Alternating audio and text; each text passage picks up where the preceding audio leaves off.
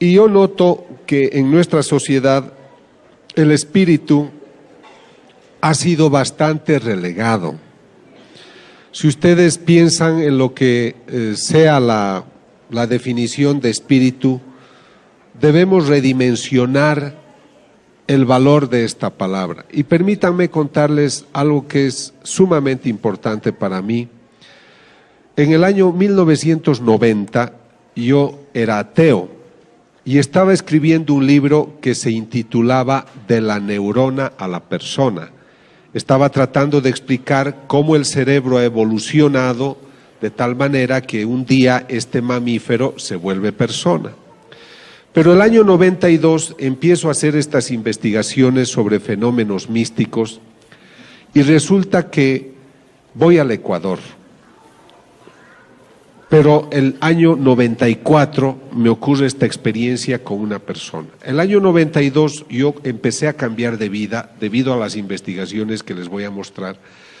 Pero el año 94 el obispo del Ecuador había pensado que la señora Patricia Talbot no era una vidente auténtica, sino falsa.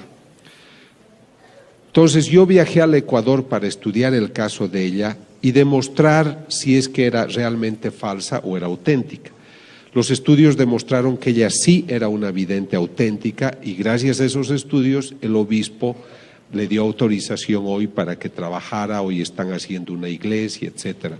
Los estudios sirven para eso. Pero lo que les debo contar es que mientras entrevistaba a gente, entra una mujer que tenía también experiencias místicas. Era la primera vez que yo la veía. Yo no sé cómo llaman ustedes a las gentes que vienen del pueblo. Era una gente humilde, sencilla, sin ninguna formación, de unos 50 años, y me dice: yo tengo 2 mensajes de Jesús para usted. El primero dice que usted a través de la ciencia debe ayudar a demostrar qué videntes son auténticos y cuáles son falsos. ¿Y cuál es el segundo mensaje?, le digo.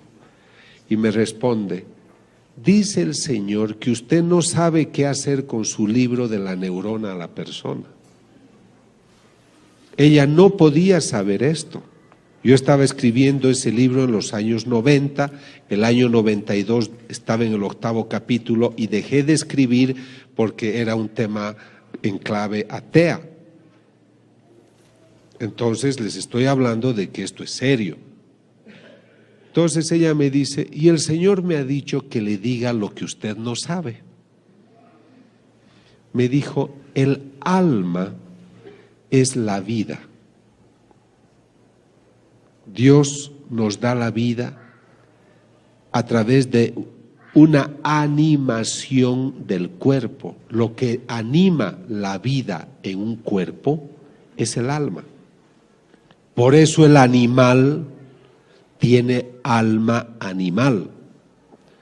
Por eso la planta tiene alma vegetal, porque tiene vida, pero no tienen espíritu.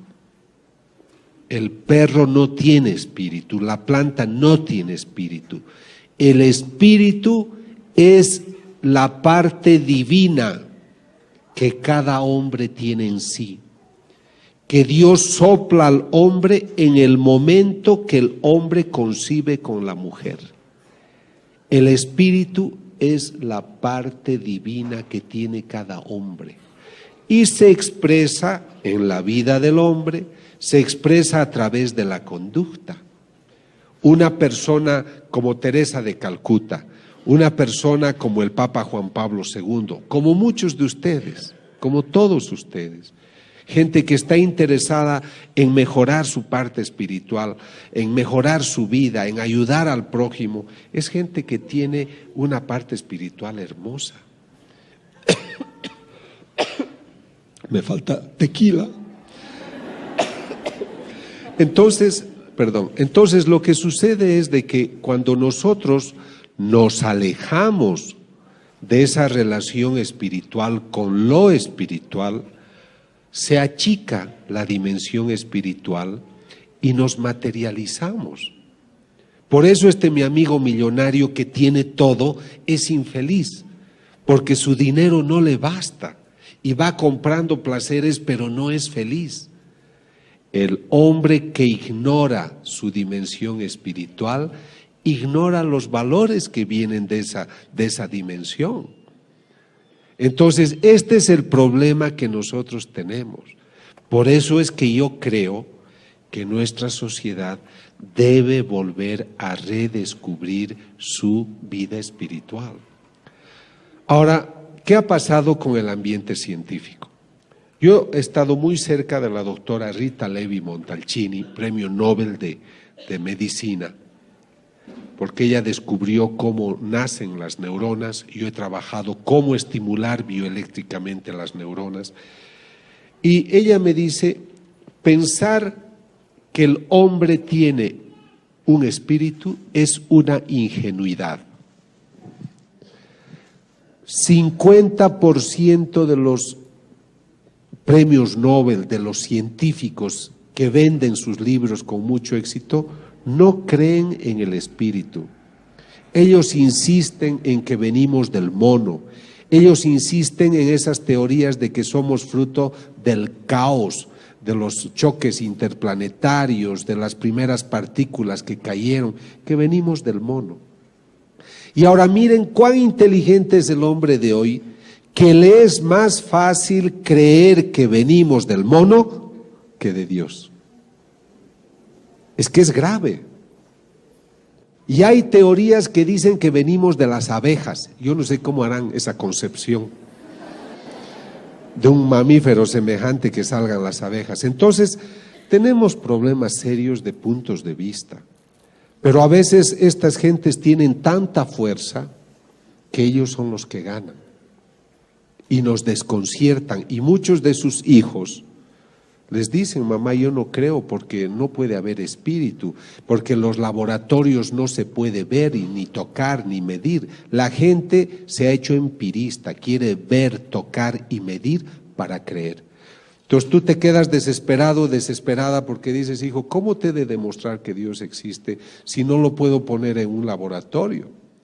Pero Dios es muy Señor, el Señor es muy Señor. Y está preocupado de darte razones, motivos para que creas. Y creo que se sirve de muchas cosas. Y la primera experiencia que yo quiero presentarles es la siguiente. Yo les he dicho que empiezo el año 92 estudiando una imagen de un Cristo, que no es la que ven, es otra, pero ese fue el inicio de otras investigaciones. El año 95 me llaman a una ciudad de Bolivia que se llama Cochabamba, porque esta imagen del Cristo exudaba lágrimas cristalinas y lágrimas de sangre. Cuando yo hago estas investigaciones, me voy delante de la imagen y me quedo horas y horas y horas. Aíslo la habitación, voy con un notario, voy con testigos, filmamos, grabamos y ponemos una máquina a control remoto, de tal manera que durante la noche pueda yo registrar si hay efusiones de lágrimas. Entonces, cuando yo fui a estudiar esta imagen, me di cuenta que en la frente tenía unas costras, o sea, había un proceso que se presenta también en las personas cuando tenemos algunas heridas. Entonces yo le tomé una muestra de costra, eran unas 200 costras en la frente, tomé una al azar y la mandé a analizar a un laboratorio patológico de Australia, en New Wales. Y me dicen, doctor, 2/3 de esa costra son sangre humana, pero 1/3 no, es algo duro y tiene que llevarlo a usted a otro laboratorista. Llevamos a un laboratorista, a un forense botánico y nos dice, es la punta de una espina y reconocemos sus características por las celdas, por la distribución molecular que tiene. Es una espina propia de un país árido como Israel, como el Asia Menor. Y en Bolivia eso no existe. ¿Cómo es posible que en una estatua de yeso salga sangre, se formen coágulos, se formen costras y dentro de una de ellas haya una espina?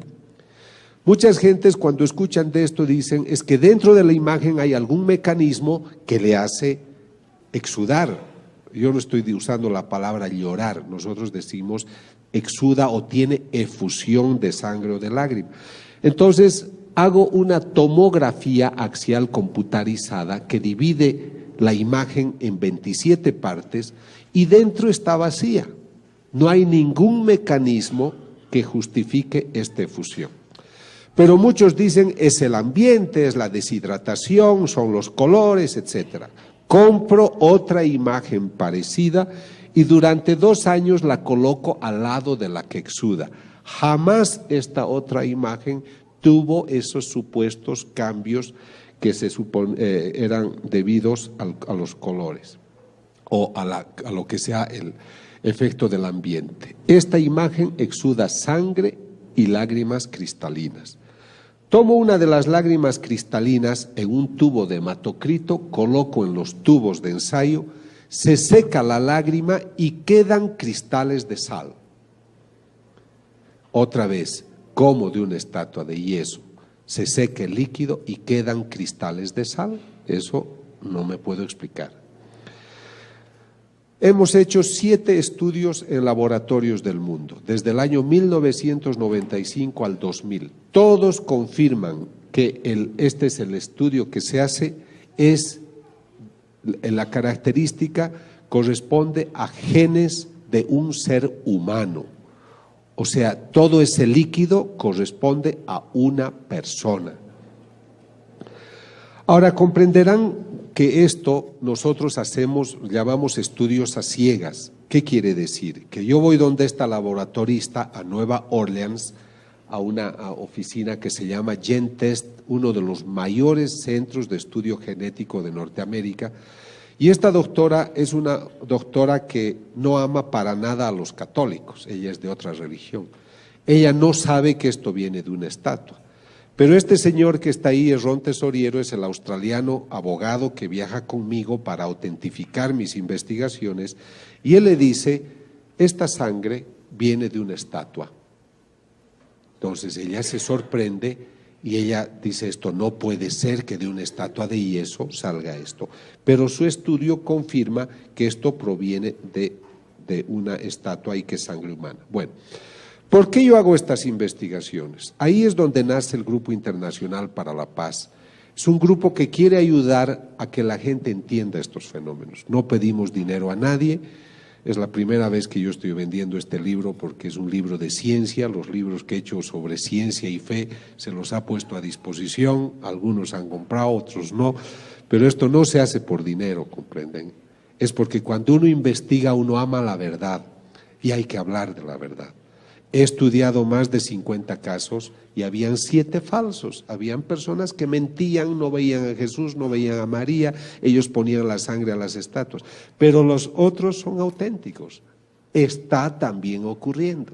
Entonces acá el obispo dice, arzobispo de Cochabamba autoriza su veneración. Entonces lo que a mí me interesa es que cuando la iglesia quiere dar una opinión, tenga un informe científico, no les cobramos nada, cuesta mucho dinero hacer esta investigación, yo me financio mis cosas, mis amigos cada uno paga lo suyo, porque creemos que tampoco el sacerdote debe ser tan superficial en decir yo no creo en estas cosas, como a veces he encontrado gente muy superficial. Para hablar de estas cosas hay que estar bien informados y yo estoy muy bien informado porque son 12 años que viajo haciendo estas investigaciones. Entonces lo que tratamos es ayudar al discernimiento. Ahora quiero aclarar de que la voz científica no se adelanta a la voz de la iglesia. Nosotros, científicos, ahora católico, me someto a la autoridad de la iglesia. Y yo aconsejo que cuando hay estos temas, ustedes esperen siempre la opinión de la iglesia, porque en nuestros países latinos hay mucha especulación. Doy una charla en Colombia, hay 80 videntes, doy otra charla en España y 90 videntes. O sea, hay que tener cuidado porque también somos muy susceptibles y creemos muchas cosas. Justamente un taxista que me llevaba esta mañana me decía, pero hay también imágenes en los árboles, en los tallos de los árboles, etcétera, en los troncos. Y mucha gente cree, comprende, y otros saben manejar muy bien eso. Entonces hay que esperar la opinión científica, pero sobre todo la opinión de la Iglesia. Estos estudios que yo realicé de varias investigaciones de apariciones de la Virgen, exudaciones, estigmatizaciones, llamaron la atención de la Fox, del canal de televisión americano. Entonces mandaron a este señor que se llama Mike Willisi a que me investigue. Ellos estaban preparando una película que se llamaba Estigmata, que es una mala película, pero ellos querían hacerse propaganda y pensaban que mis estudios eran falsos. Entonces mandaron a este señor para que él replique mis investigaciones en mi delante. Entonces ellos fueron a Bolivia, tomaron las muestras del Cristo. Hay una vidente de la que les vamos a hablar que se llama Catalina. Él dijo de que como esa vidente no había sido estudiada, que la traerían a México, al Hospital de Los Ángeles, para que la estudiaran, y que yo podría seguir las investigaciones, pero sin intervenir. Y el día 28 de julio de 1999 me sentarían en un sillón para decirme, yo salgo mejor del lado derecho por si acaso. Dice que estemos sentados en unas sillas que a través de un satélite nos van a entrevistar directamente desde el laboratorio donde ellos han hecho sus investigaciones para decirlo en público si hemos dicho la verdad o no. Entonces yo ese día estaba sentado y se contactan con los laboratoristas, 28 millones de personas veían que luego se ha hecho una película que se llama Signos de Dios, la ciencia prueba la fe. Y pues fueron al laboratorio y la laboratorista dice, debo confirmar que los casos son auténticos. Y eso es lo que a mí me ha dado prestigio internacional, porque la Fox no es el Vaticano, eran unos señores que querían hacer lo suyo, gastaron $2 millones, a mí no me pagaron ni un centavo por si acaso, pero ellos querían ver si esto era verdad o no. Y lo que podía haber sido algo negativo para mí se ha vuelto a favor, porque delante de todo el mundo, esa noche fueron 28 millones, pero luego ha ido a todo el mundo, pues han dicho, esto es verdad. Y entonces eso solamente quiero contarles para que sepan de que yo también, el investigador, he sido investigado. Han hecho una película de 2 horas, documental, Signos de Dios, la ciencia prueba la fe. Y pues allá ellos fueron los que estudiaron el caso de quien les hablaré luego.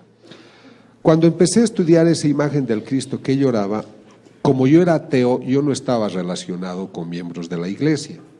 Entonces muchos me dijeron de que no podía ser, de que cómo, me tienes que avisar antes para que yo pose, ¿no es cierto? Entonces descubrí, bueno, me decían, no puede ser, estos casos no hay. Pero luego, estudiando, encontré que en el año 1953 lloró esta Virgen en Italia, en Siracusa. Y el año 1954 el Papa Pío XII la aprueba, dice, este es un caso extraordinario, y hacen una basílica. Entonces yo tenía un argumento para demostrar a los religiosos de que realmente habían casos de este tipo y que una prueba era esta exudación que exudó 4 veces. Ese Cristo de Cochabamba ha exudado casi ya 200 veces. Y luego empiezo a conocer más casos en Italia, en Italia también esta es la rosa mística que exuda, y muchas imágenes. Y tengo que viajar a Akita, Japón. En Japón empieza a llorar la Virgen. Es una imagen de madera que exuda 101 veces, lágrimas cristalinas y sangre. A quien le ocurre eso es a una monjita, que es una vidente que ve a la Virgen, se llama Agnese Sasagawa. Es una religiosa sorda. Ella empieza a verla a la Virgen y se sana de la sordera. Muchos dudan, pero el obispo es un hombre serio, quiere saber todo, hace las investigaciones y el año 1985-90 hace documentos apoyando esta aparición, y el mismo cardenal Ratzinger el año 90 convalida las apariciones de Akita, Japón. Entonces, no es que la iglesia no se interesa, lo que pasa es que quienes no hablan bien de estos eventos no están bien informados. Luego tengo que viajar a Naju, Corea, donde otra imagen de la Virgen exuda 700 veces lágrimas cristalinas y sangre, como pueden ver acá.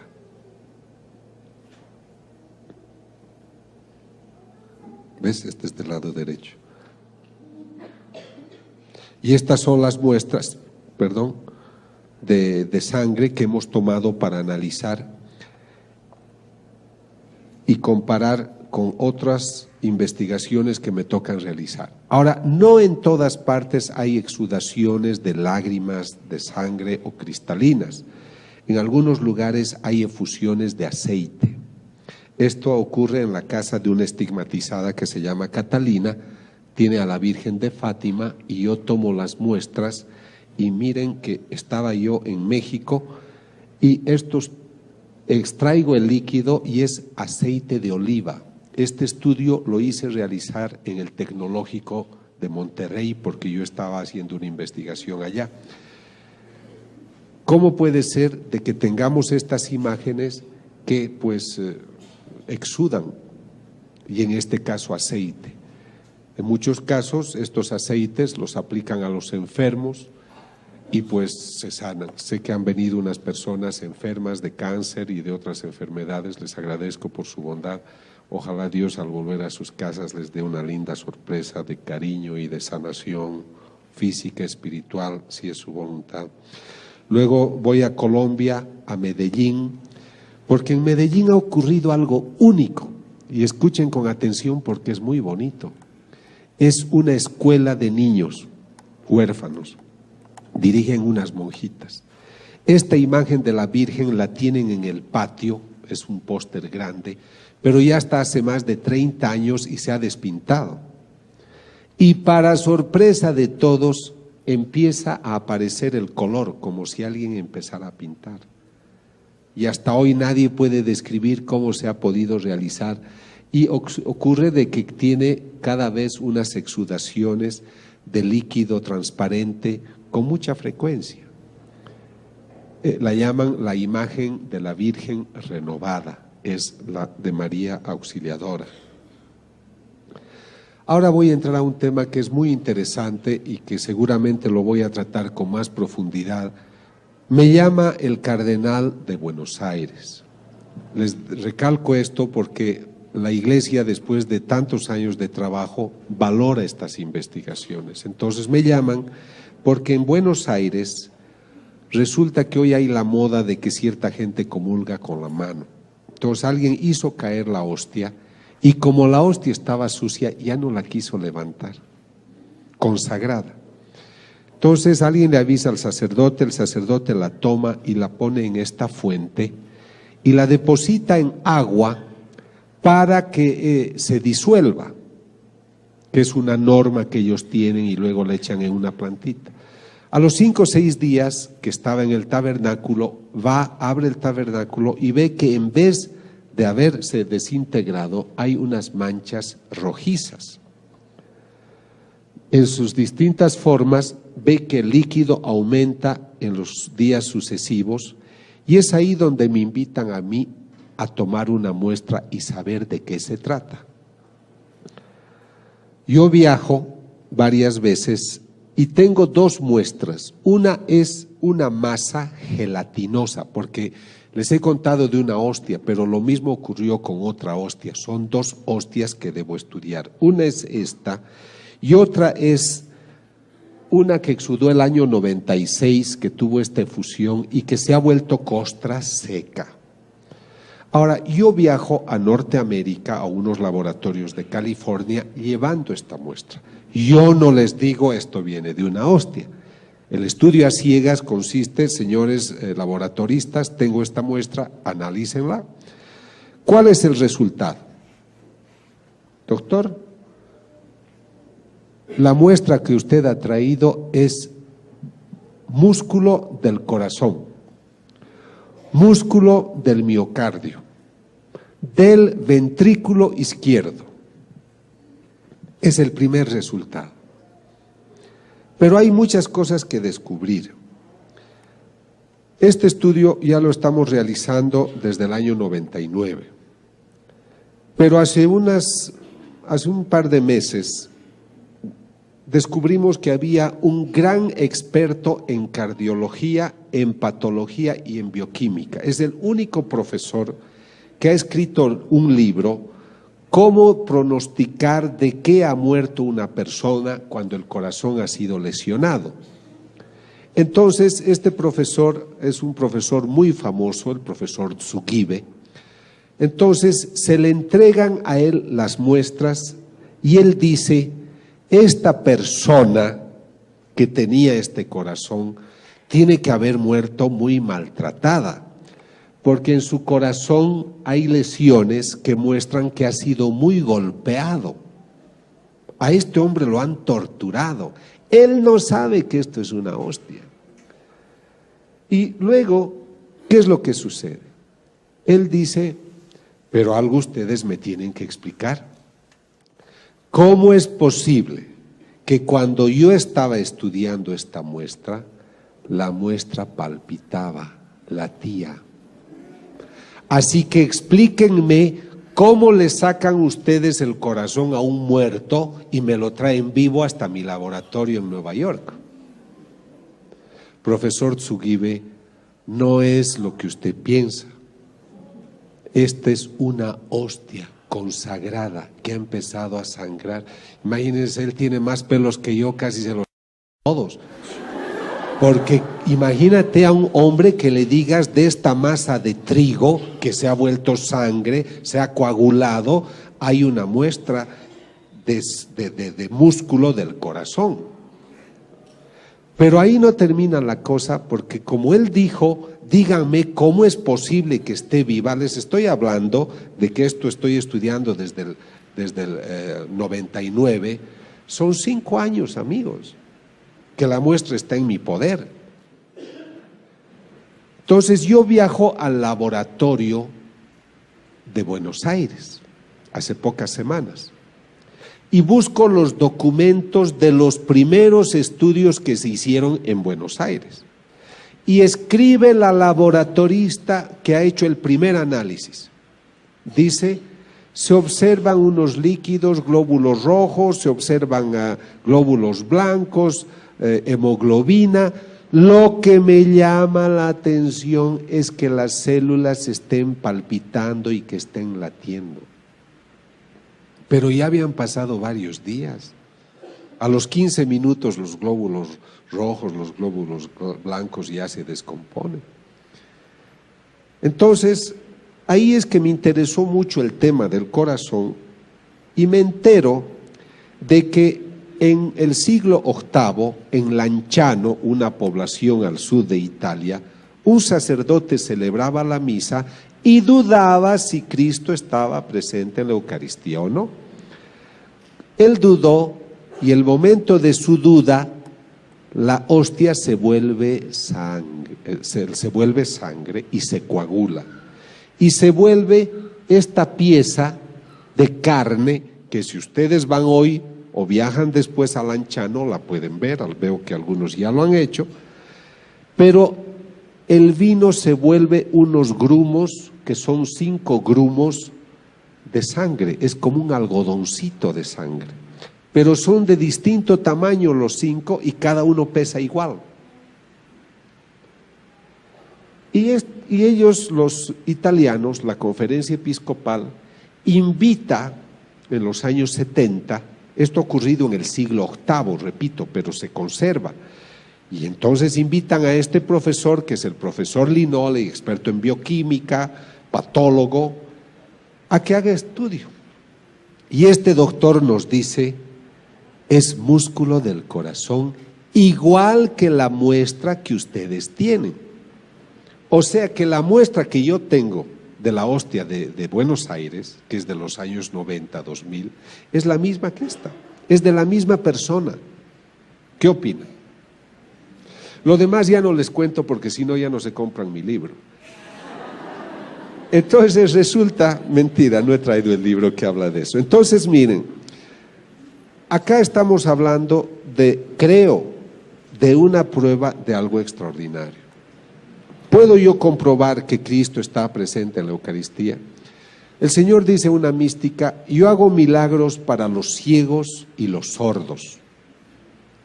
Pero no quisiera hacer milagros, quisiera que creyeran por fe. Yo no soy nadie para poder decirles, esta es la prueba.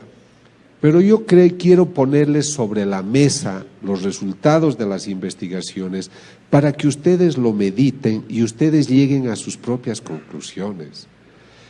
Yo no puedo explicarme respecto de las imágenes que una imagen de yeso exude. ¿Por qué esta pared de yeso no exuda? ¿Por qué solo las imágenes sagradas?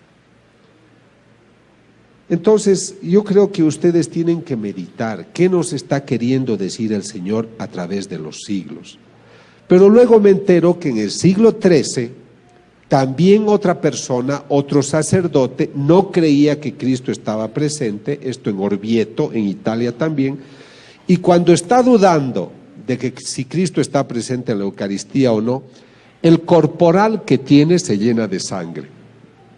Pero aquí ocurre algo impresionante, porque la sangre chorrea el altar y cae al suelo, y el piso es de mármol, y si ustedes van a ver hoy, ha penetrado la sangre al mármol y está ahí.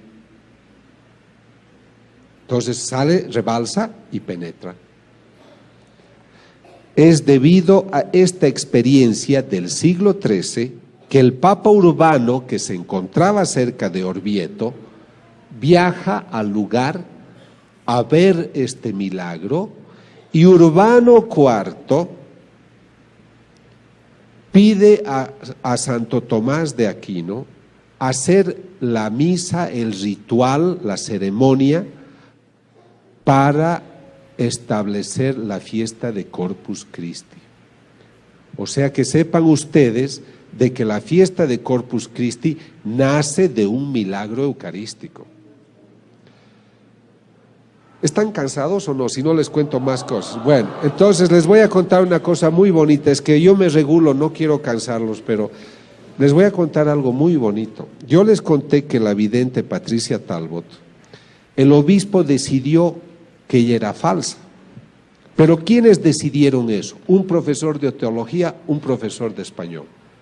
Entonces yo viajé, le dije, obispo, el año 94. Yo le dije con todo respeto, no veo que ustedes, siendo teólogos y siendo profesores de español, decidan si el cerebro de una persona está sano o no. Ustedes no tienen la competencia para eso, pero yo sí. Yo soy experto en esos temas y además traigo mi equipo de expertos. Permítame que estudie el caso de la señora Patricia Talbot. Por suerte fue un buen obispo y me dijo, doctor, le autorizo, reconociendo que él había actuado de otra manera. El día de la investigación, yo no podía estudiar la aparición del Señor, porque ella ya no tenía apariciones, ni del Señor ni de la Virgen. Cuando yo estudio el cerebro de una vidente o de un vidente, su cerebro produce ondas delta, que son unas ondas de 3-4 latidos por segundo, que ningún ser humano produce si está despierto. Solo produces eso si estás en sueño profundo, en anestesia, estás con drogas, pero basta que despiertes y no produces ondas delta. Todos los videntes auténticos que yo he estudiado producen esa onda. Entonces, y los físicos nucleares descubren que el momento que se aparece el Señor hay emisión de radiaciones y aumenta la concentración de energía en una habitación como si entraran 5 a 10,000 personas a la sala. Entonces, como esta persona ya no tenía apariciones, yo no sabía cómo demostrar la parte, digamos, de que ocurría algo extraordinario con ella. Entonces yo le dije a su sacerdote, le dije, padre Martínez, le pido un favor, prepárela a Patricia para darle la comunión, porque si Cristo está presente en la Eucaristía, yo tengo que obtener en mis equipos los mismos resultados que cuando Cristo se aparece. Esa era mi atrevida hipótesis. Llega el momento de la investigación. El cerebro de esta mujer es normal, no es una loca, no es una chiflada. Hice entrevistas psicológicas, hicimos el estudio neurológico, no era epiléptica, no tenía tumores, etc. Y le digo ahora, dele la comunión. Le da la comunión y la máquina que mide la emisión de radiaciones muestra que al lado izquierdo de ella ha aumentado la concentración de energía. Y el rato que ella comulga, el momento que toca la lengua, el cerebro empieza a producir ondas delta, igual que cuando hay una aparición del Señor. Y ella se inclina a la izquierda mientras ha comulgado. Termina la comunión y le digo, Patricia, ¿por qué se ha inclinado a la izquierda? Porque el Señor se apareció, doctor, el Señor estaba acá todo el tiempo. Si ustedes van a un tabernáculo, no van a medir radiaciones. Pero el Señor permitió esa experiencia justamente por esta razón, para darnos pruebas de que algo extraordinario ocurre. Yo les diré, me he dedicado a hacer estas investigaciones, pero también tengo un poco de vergüenza ante Dios, porque cuando investigamos el primer caso de la vidente Nancy Fowler en Norteamérica, el Señor le dice, why do you test me? ¿Por qué me pruebas? El Señor se apena de que sigamos probando para tener pruebas. Pero también le dice, hija, es que viven en un mundo muy racionalista, ya no son sencillos como palomas, son gente complicada.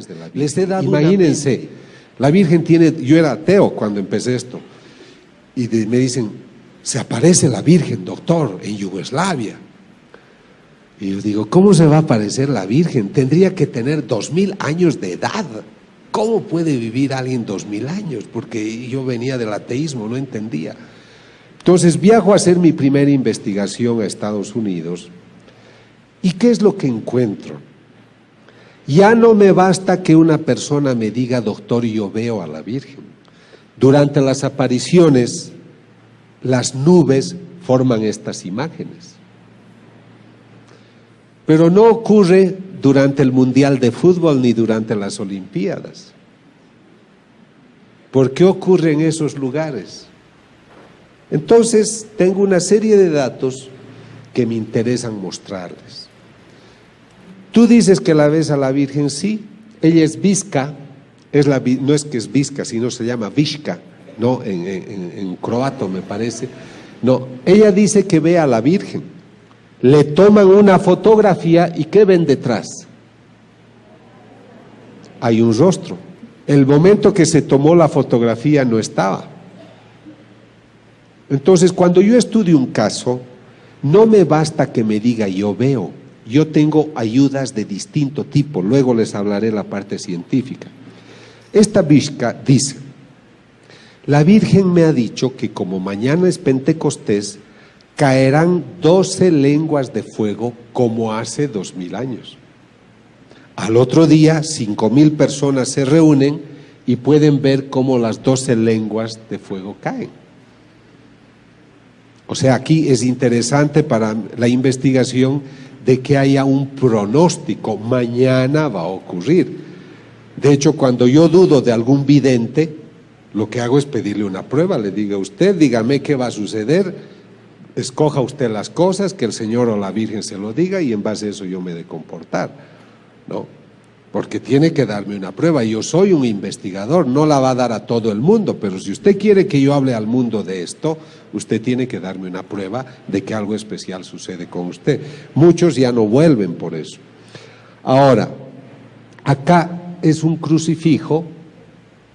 Durante las investigaciones es un lugar que se va a rezar y delante aparece esta imagen en una fotografía.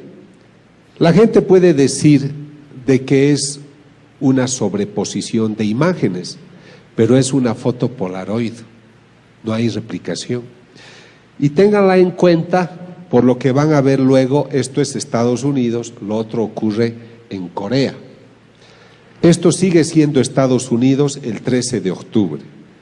Por eso cuando yo investigo, leo los mensajes, estudio la vida de la persona, entrevisto psicológicamente o psiquiátricamente lo que hacen, recurro a neurólogos, psiquiatras, físicos nucleares, pero durante la aparición puede suceder de que toda la gente pueda ver algo parecido a esto. Esto ocurre en el Ecuador ante 150,000 personas. El cielo estaba oscuro y el momento de la aparición se despeja y aparece ese perfil.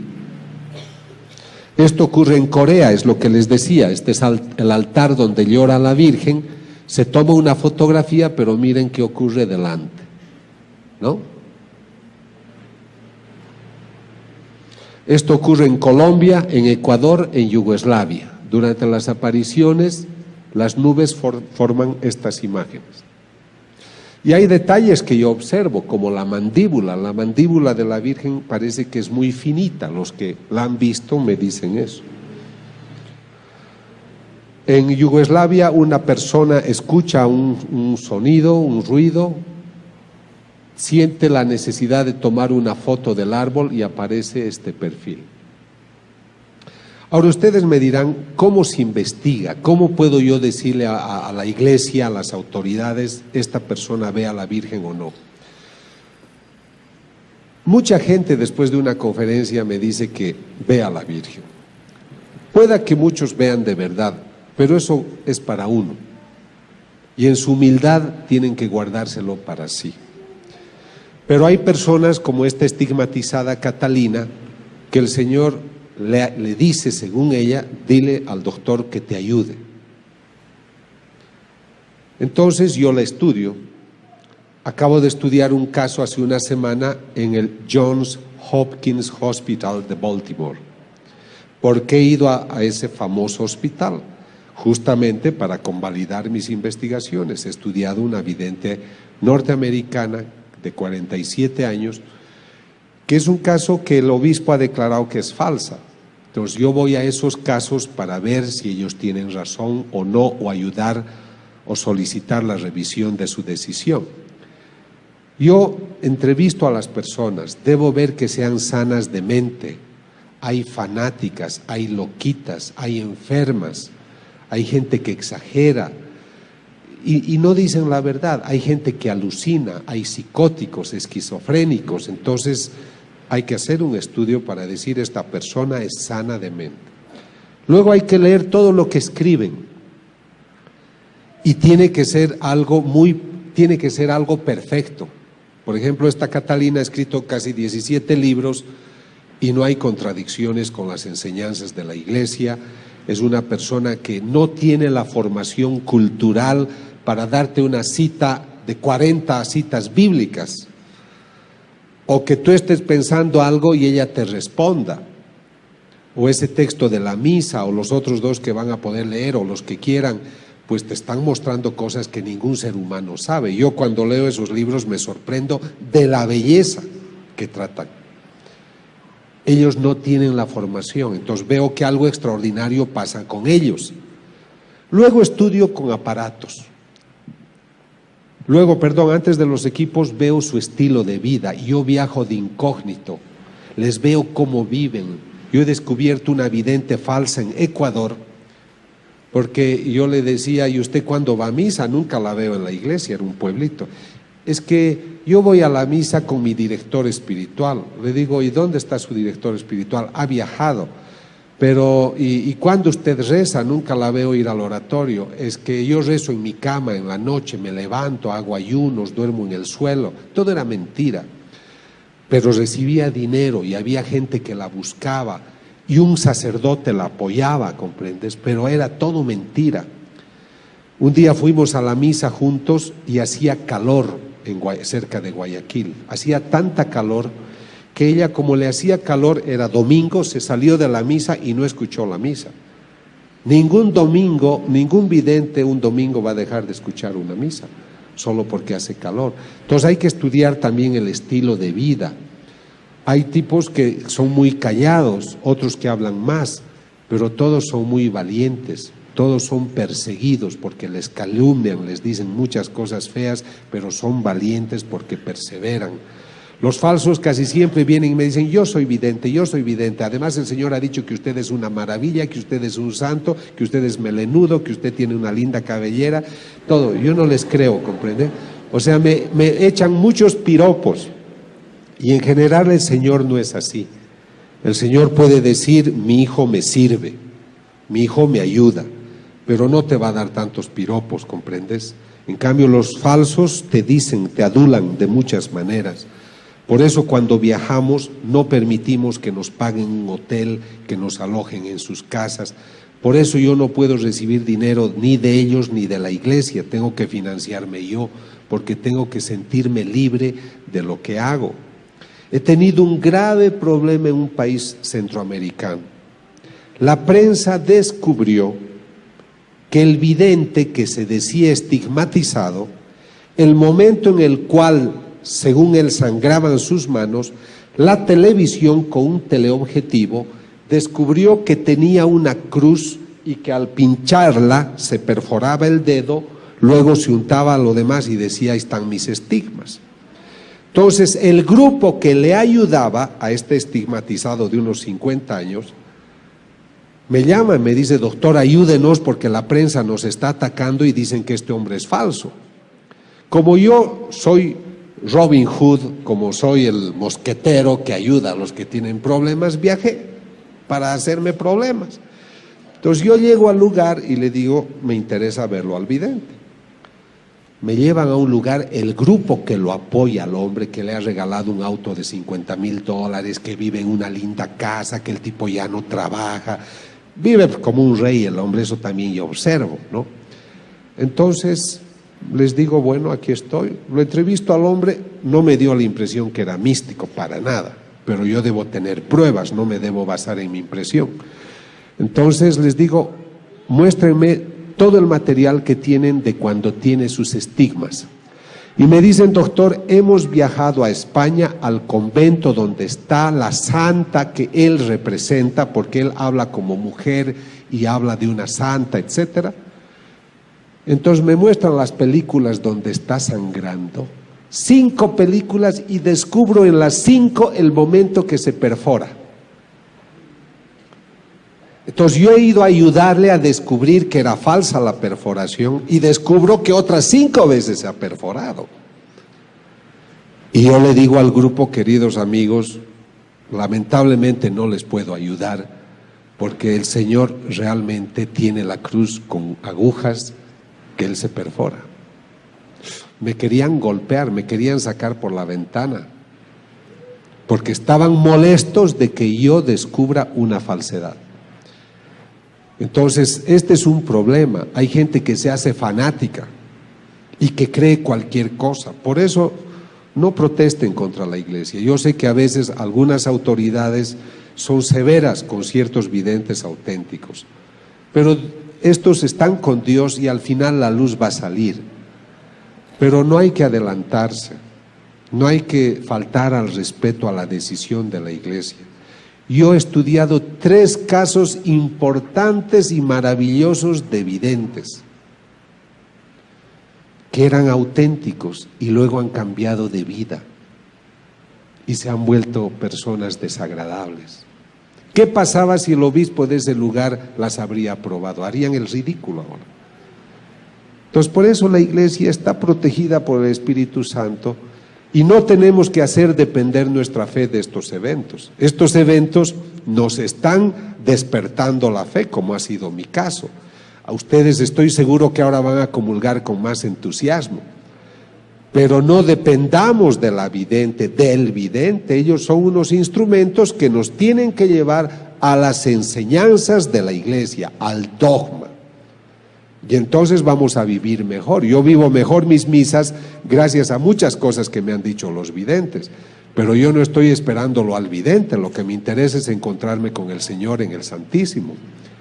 Entonces tengan presentes, sean prudentes, gocen de estos regalos. Llévense esos libros maravillosos que les van a hablar de un Dios que está hablando al hombre de hoy, porque está preocupado de un hombre que ha erigido otros dioses y se ha olvidado de él. Realmente, para mí, el concepto fundamental de todas estas apariciones es que el Señor se aparece para decirnos que existe y que nosotros nos hemos olvidado de Él. Ahora, con esto yo ya termino. Lo que estoy tratando es de investigar todo lo que sea la sangre de la sábana santa, que ustedes saben, se ha dicho que es de la Edad Media, es otro estudio que ha especulado muchísimo y mal, pero yo quiero comparar muestras de esta sangre con las del Cristo, con las de las hostias, y ya estamos obteniendo varias muestras. Ni bien el Vaticano nos dé permiso para investigar la sábana santa, lo vamos a hacer. Ahora, ¿con qué debo concluir? Yo quisiera decirles de que estamos viviendo una época especial. Ustedes se preguntarán, ¿por qué yo viajo por el mundo hablando de estos temas? Yo he escrito mucho y he dictado muchas conferencias, porque siempre me ha interesado que el hombre sepa lo que era el estrés, la depresión, las neurosis, he hecho mucha investigación. Pero yo noto que el hombre de hoy no está bien, no está sano. ¿Cómo puede estar sano el hombre que mata a su mujer, como ocurre en España? Cada semana un hombre, marido o compañero, mata a su mujer. ¿Cómo puede ser sana una nación? En Alemania hay aviones que viajan hasta Filipinas, hasta Bangkok, a hacer sexo con niños, prostitución infantil. Hay 1.200.000 niños prostitutos menores de 12 años. Y eso con la aquiescencia de gobiernos. Es una tradición en Tailandia que ciertos padres de familia tengan 6, 8, 10 hijos para que sean prostitutos desde niños. Entonces, ¿cómo puede ser este hombre inteligente hacer tantas guerras? Desde 1944, 45, 46, que son las épocas de paz después de la Segunda Guerra Mundial, solo han habido en el mundo 6 días de paz, porque en cualquier lugar siempre había una guerra, y hoy hay 10 guerras en distintos lugares del mundo. Hablamos de las más grandes, de las más importantes. El siglo pasado han muerto 100 millones de personas en conflictos bélicos. En los últimos años, del 90 al 2000, han muerto 7 millones de niños por conflictos bélicos. Ahí es que yo pienso que el hombre viene del mono y no de Dios, ¿comprenden? Porque no puede ser que un hombre inteligente sea capaz de estas cosas. Entonces a mí me parece que todo lo que yo les he hablado, lo que trata es de hablarles bien del hombre, de nuestras maravillosas condiciones, pero quisiera invitarlos a redescubrir su dimensión espiritual. Realmente tenemos una dimensión espiritual. Estuve en Panamá hace pocos días y me invitaron a dictar una conferencia junto a una doctora colombiana, una odontóloga. Y esta señora cuenta, ella debe tener unos 40 y tantos años, con las mujeres no se sabe, ¿no? Pero yo calculo gentilmente. Esta señora le ha caído un rayo en Bogotá, la ha destruido, estaba llena de heridas, le ha quemado todas las partes internas, los ovarios, le ha quemado todo. Y esta mujer, durante el momento que le cayó el rayo, muchas cosas, ha visto el purgatorio, ha visto lo que ocurre durante la comunión, durante la misa, durante la Eucaristía, y esa mujer se ha sanado, su cuerpo está regenerado, y pese a que no tenía ninguna capacidad para ser madre, se ha puesto encinta y ha tenido otro hijo. Y ella viaja ahora contando su experiencia, pero ella me cuenta algo que me ha llamado la atención. Los médicos declaran que ella estaba en coma después que le cayó el rayo. Piensen, por favor, si te pasa la corriente en tu casa. ¿Cómo es que te caiga un rayo y te queme todo? Los zapatos están quemados. El cuerpo está quemado, se ve los huesos, porque está todo quemado, chamuscado y es olor a carne. Y esa mujer obviamente no puede estar despierta, está en coma. Pero ¿qué cuenta ella? Que ella se encontraba en Yugoslavia pidiéndole a una señora que rezaba mucho que rezara por su alma. Esta doctora fue la que hizo grandes movimientos en favor del aborto en Colombia, en favor de la eutanasia. Y durante el momento que le cae el rayo, tiene una visión de cómo ella se está por caer al purgatorio. Y una voz le dice, tú mereces irte al último lugar del purgatorio, que es cerca del infierno, y es horroroso. Y ve unos monstruos y ve cosas feas. Esto es lo que ella relata y es una persona seria. Y entonces ella está desesperada, dice, no puede ser que mi alma se esté perdiendo. Yo no creía en estas cosas, yo no creía en Dios. Y el Señor le permite volver a la vida y la cura para que hable de estas cosas. Por eso ella viaja por el mundo hablando de estos temas. ¿Por qué les cuento esto? Porque si ella estaba en coma en Bogotá, ¿cómo es que estaba en Yugoslavia pidiéndole a oración y pidiendo oración a otras personas y ella se veía lo que los médicos estaban haciendo con ella? Para mí este es un caso interesante porque demuestra que tenemos un espíritu, que es el que se estaba moviendo para pedir oraciones. Por eso hacen bien ustedes cuando hacen oraciones de reparación. Me da pena que hayan personas enfermas, pero benditas las personas enfermas, porque a través de ellos el Señor salva a mucha gente. Entonces esta mujer ha tenido una experiencia extraordinaria y les voy a contar otra que a mí me consta más. Yo estoy trabajando para que la gente redescubra el espíritu. Entonces un día en Londres, un automóvil atropella a un señor. Escuchen esto porque es muy interesante. Este señor tiene unos 60 años, lo atropella el auto, está de muerte, lo meten de emergencia y el tipo muere. Entonces lo bajan a una sección donde está el tanatorio y de repente el hombre empieza a gritar y dice, sáquenme de aquí, socorro, ayuda, etcétera, y el tipo está vivo. Entonces, cuando todos se sorprenden, dicen, pero ¿cómo usted está vivo si estaba muerto? Le hemos hecho todos los controles. No sé, dicen, lo que pasa es de que yo quiero que traigan al cirujano que me ha salvado la vida, a ese pelirrojo. Al pelirrojo, sí, le dice, es el cirujano que te ha curado. Bueno, que venga. Y quiero agradecerle a esa enfermera gordita que corría por todas partes buscando todo para poder ayudarme. Yo quiero agradecerles a los dos. Y los médicos se miran la cara sorprendidos porque dicen, ¿cómo es posible que este hombre haya podido ver y me hable del pelirrojo y de la gorda porque él era ciego de nacimiento? ¿Se dan cuenta? Entonces este hombre estaba viendo con su otra naturaleza, que es la dimensión espiritual. Yo voy a hablar el próximo sábado, y no lleven sus celulares por si acaso, en la Universidad Interamericana, Intercontinental. Quisiera que inviten a otra gente, porque yo creo que esta es una oportunidad para reflexionar sobre estos temas. Yo les quiero decir, a mí nadie me paga por hacer estas cosas. Pasamos muchos apuros para hacer estos viajes, pero los hacemos con dignidad, porque es un homenaje a la gente, es un homenaje a la verdad natural y a la verdad sobrenatural, para que las personas comprendan de que algo extraordinario está ocurriendo en el mundo y ustedes son privilegiados en tener acceso a esta información, porque mucha gente no tiene acceso a esta información.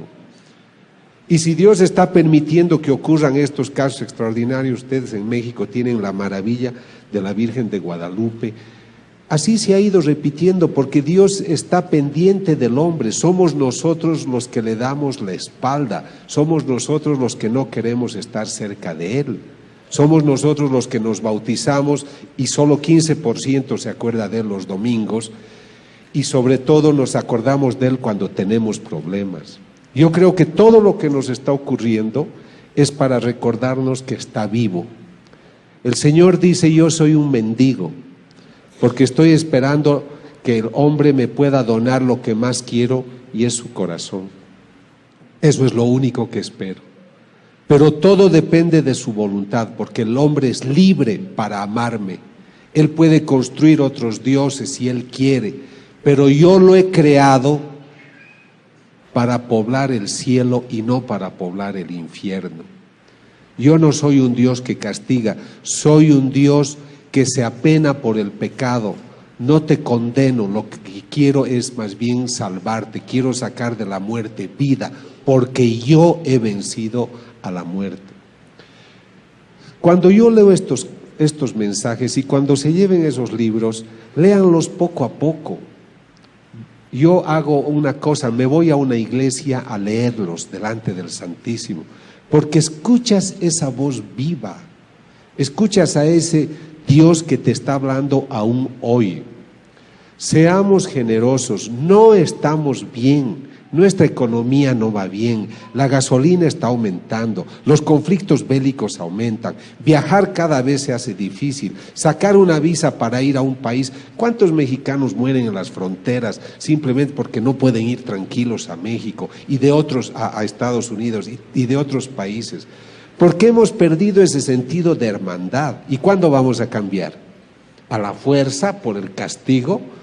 ¿Por qué no empezamos entre nosotros a ser mejores hermanos? Aquí hay un apostolado que es el apostolado de la nueva evangelización. Están afuera las personas que les pueden informar.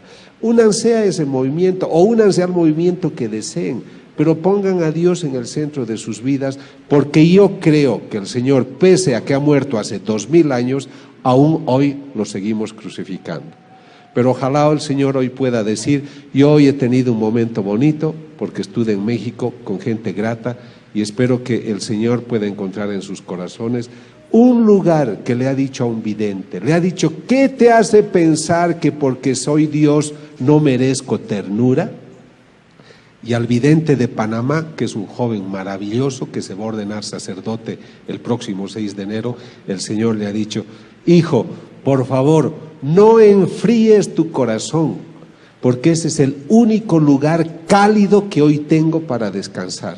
Que el Señor hoy encuentre en sus corazones muchos lugares cálidos. Gracias. Gracias. El Papa Juan Pablo II anima a todos los católicos del mundo a encontrar a Jesús mediante la adoración silenciosa ante la Eucaristía. Él dice: la Iglesia y el mundo tienen una gran necesidad de rendir tributo a la Eucaristía. Jesús nos espera en este sacramento de amor. No rehusemos el tiempo de ir a encontrarnos con Él en adoración, en completa contemplación de fe, y abrirnos para hacer enmienda por las serias ofensas y crímenes del mundo. Que nuestra adoración nunca cese. Como dijo San Juan Vianney una vez sobre la adoración eucarística: